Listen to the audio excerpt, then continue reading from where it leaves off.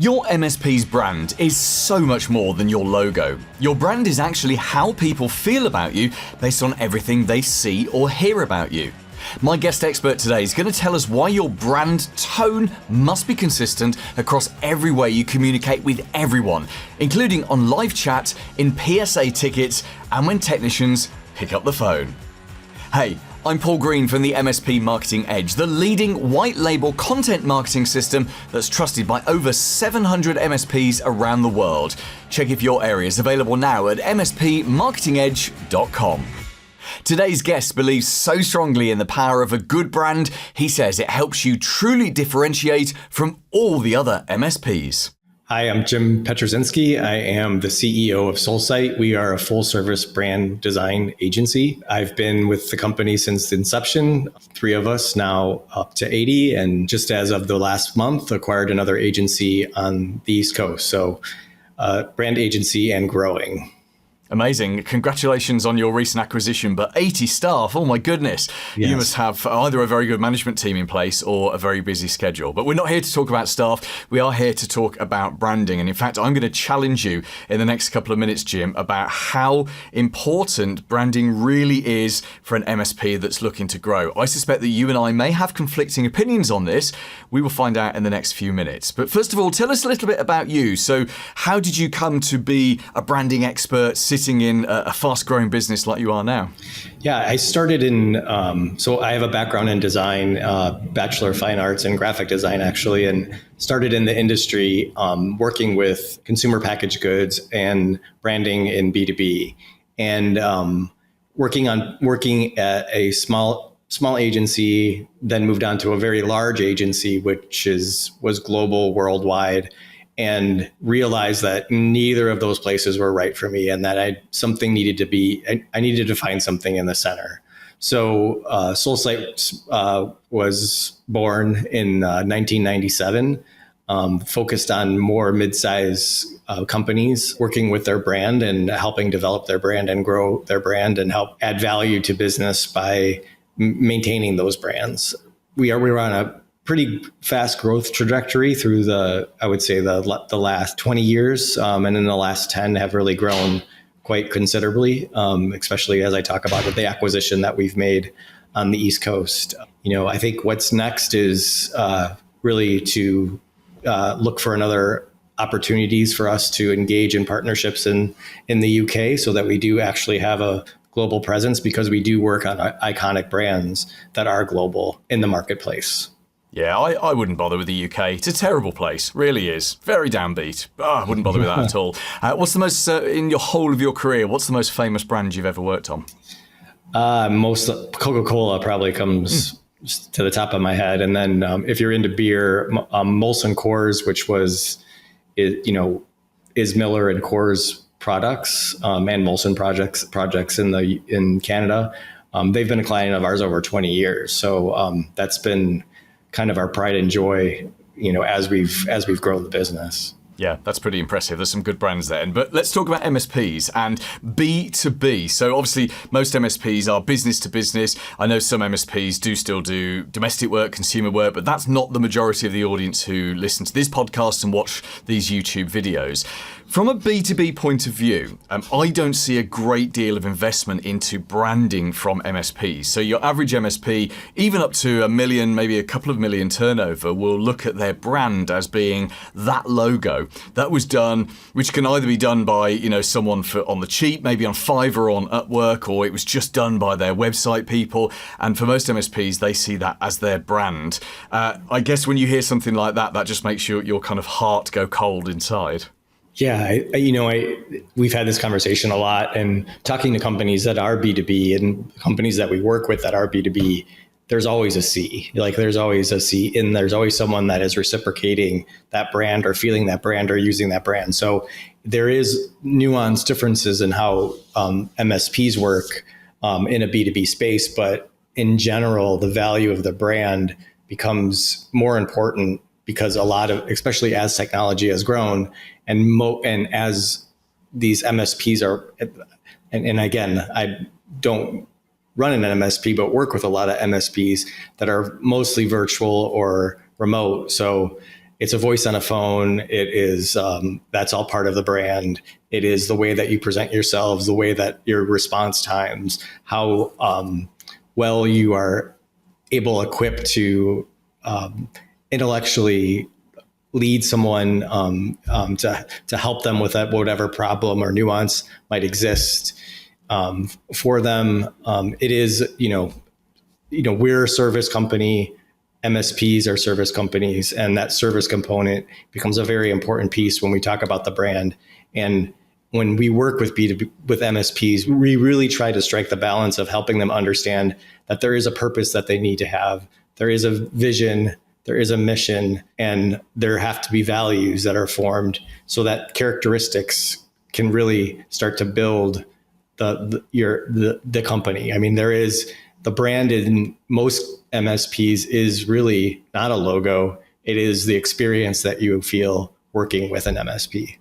Now, that's really interesting because most MSPs really struggle with differentiation, with explaining in any way what makes them different from, explaining in a non-technical way what makes them different from their competitors. Because the MSPs will know, hey, my tech stack is better, we're greater at security, we outsource, we have an outsourced help desk overseas overnight. So they know all of those things, but translating those features into benefits and using them as a point of differentiation is really hard for most MSPs because they're not marketers. If we were to look at something like, let's take Coca-Cola, for example. So we all know there's Coca-Cola and there's Pepsi, and call me a heathen, but they taste similar, right? I know, everyone has their preference, but let's be honest, that preference is probably more built up over marketing to us our entire lives, because all of us who are alive now have been marketed to our entire lives by those colas, and our preference is probably dictated by our parents' preference, by what happened to us as when we were children, all of that kind of stuff. So I think it's really easy for a business owner, an MSP owner, to look at Coke and Pepsi and say, hey, obviously marketing and branding is really important to those because ultimately they're just the same product. They're the same product with slightly different chemicals in, slightly different tastes, but it's the brand that makes the difference. How does that translate to my MSP? So you were saying that it gives good branding is a point of differentiation to look at all of those things. Practically, how do you do that? If it's not about the logo, how do you help ordinary business owners and managers to feel something about the MSP that they're thinking of choosing? Yeah, it's a great question. I think one of them is to have a story. I think that, as we look at MSPs and we talk to them about, you look for a point of difference, everyone started in a different place. So like, where is it that you began? And there are MSP could mean, and the service that you provide is very vast. But like, what do you really specialize in? Like, I think that it's important to understand where do you shine and what is shining best for you, and looking at, that service, and then understanding what characteristics then are built from that service that become important to how people feel that and how you're expressing yourself. So I think to build a vision and to build a system state of values is something that has to be, it's almost an internal playbook for an MSP on how their team or their teammates or their partners or, whatever you want to call your coworkers are all embodying that same vision. And they understand that, the service and when someone is calling you, for the most part, they're usually in some sort of state of distress or in need of help, that there is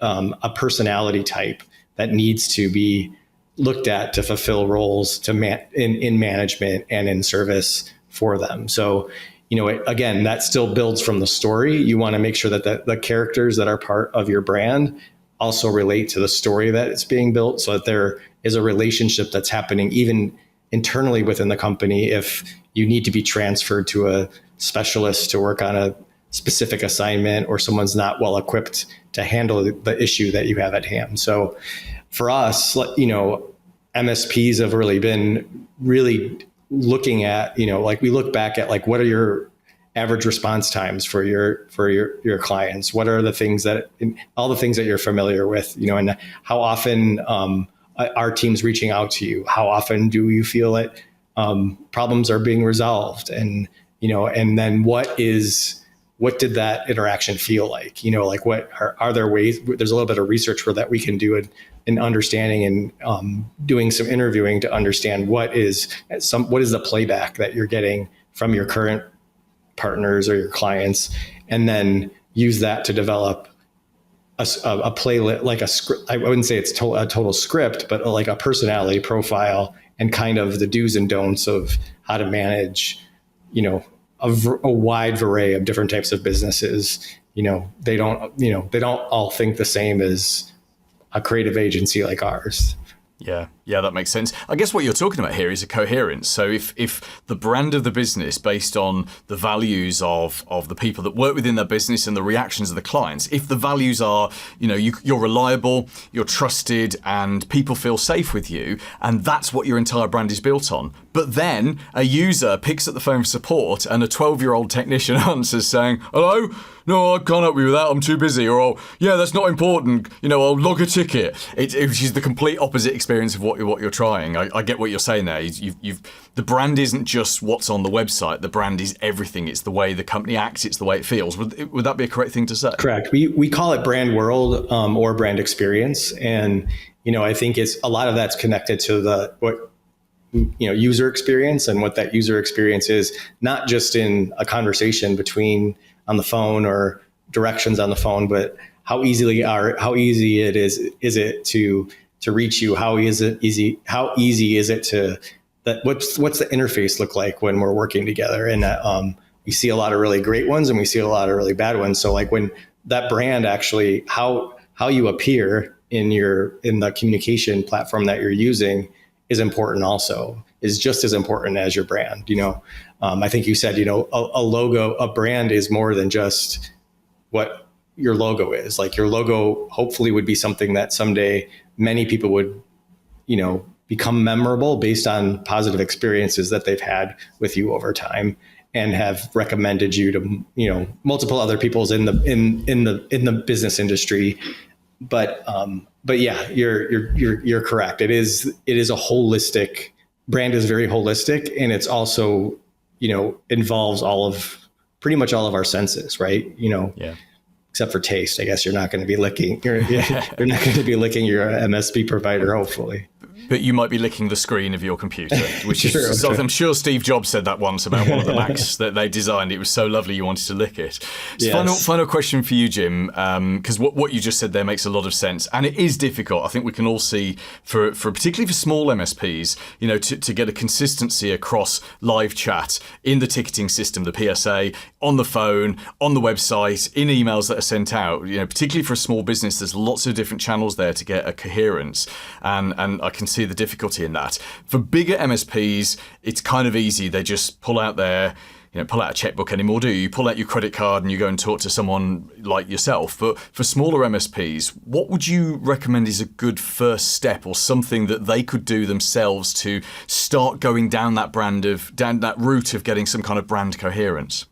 It's a great question. And it's kind of how we began our company here too, is really through empathy. I mean, I think thinking about what does it feel like to be in someone else's shoes when you're working with them, and really understand that, what is the need or the problem to be solved, is a great starting place. And when you try to take yourself out of your own world and put yourself into someone else's shoes, you start to understand where those needs are, and ask yourself, are we really fulfilling these needs or not? And those are the things that are going to be remembered by that brand. And those are the things that are emotionally are going to start to make connections that, keep your brand growing, but also keep your brand healthy.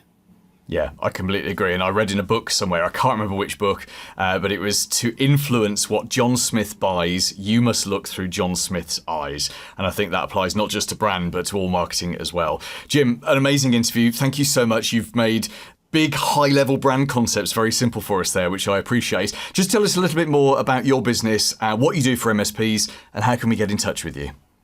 Yeah, so we are, like I said, a full-service brand design agency, which includes the strategy. We can help MSPs uncover what their secret sauce is, or how they should position themselves in the marketplace by doing audits. And we have tools that help us understand, how to help individual MSPs stand out from one another.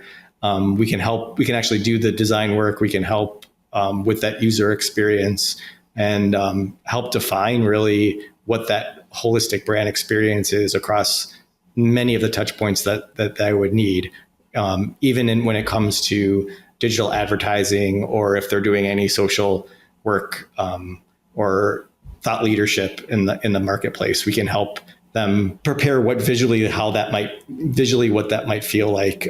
We can't write it, but we can help visually articulate, what that would feel like for someone. And does it feel helpful? Does it feel simple? Does it feel succinct? And making sure it's communications are coming over in a way that people can absorb quickly. So, that's a lot of what we focus on. We also do a lot of CPG along with MSP, and there is a lot of overlap. I think that MSPs, they need to think of themselves as, like I said, I know it is B2B, but there's always the C, and thinking about there is a consumer on the other end of who you're working with. And what's the best way to get in touch with you? The best way to get in touch with me is info@soulsight.com. It's SOULSIGHT. I'm also on LinkedIn. You can look up my name, James Pietruszynski, or our website is soulsight.com. Is another way to see some of our work. Paul Green's MSP Marketing Edge.